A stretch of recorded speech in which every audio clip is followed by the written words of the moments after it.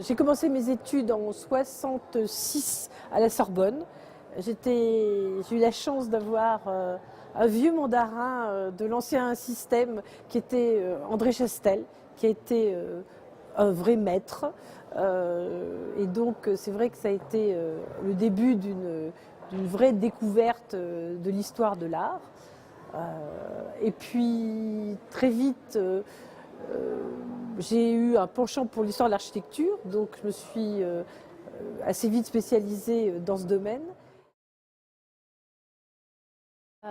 J'ai été confrontée à la possibilité de faire converger mon goût de l'histoire du XVIIIe siècle, aussi bien philosophique, théorique, histoire des idées, et puis mes intérêts écologiques. Et j'ai un grand souvenir, c'est la lecture à la bibliothèque Doucet, qui était encore dans l'ancien institut d'art rue Michelet, d'un texte magnifique de Jurgis Baltrušaitis, donc ce grand historien d'art lituanien, sur Jardin, pays d'illusions, qui est un texte fondateur, mais radicalement d'une vision de l'histoire des jardins du XVIIIe siècle.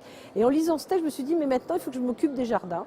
Donc c'était, oui, dans les années 72, et que c'est à partir de ce moment-là que je me suis dit, mais il est temps de sortir d'une absence dans l'histoire de l'art.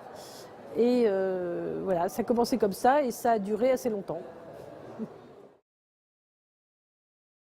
J'ai un souvenir extraordinaire à Copenhague où dès qu'il fait beau, tout le monde, toutes les filles sont, je dirais, à poil dans les jardins. Bon, donc c'est un besoin vital, viscéral, qui fait que dès que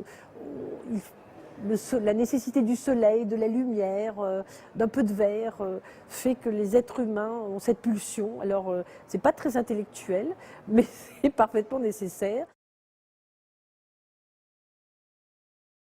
Ceux pour lesquels le projet, c'est pas de mettre du béton, des allées, et ceux qui se posent vraiment à des échelles différentes, la manière de gérer au mieux la complexité contemporaine du végétal. C'est-à-dire qu'on invente sans arrêt des nouveaux hybrides, on a une palette incroyable de toutes sortes d'arbustes, d'arbres, etc.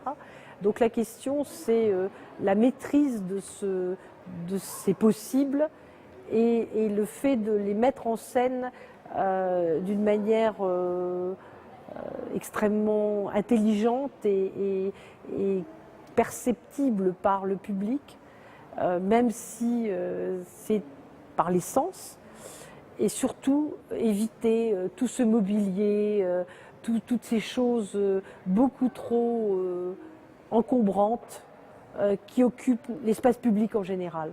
Ne pas tomber dans les panneaux à la mode du jardin vertical qui est parfaitement anti-écologique parce qu'il est bourré d'un tas de produits pour le faire pousser et que jusqu'à maintenant les plantes poussent plutôt en pleine terre. Donc savoir réellement respecter les données naturelles et pas tenir des discours un peu fumeux sur ce que doit être notre relation à la nature.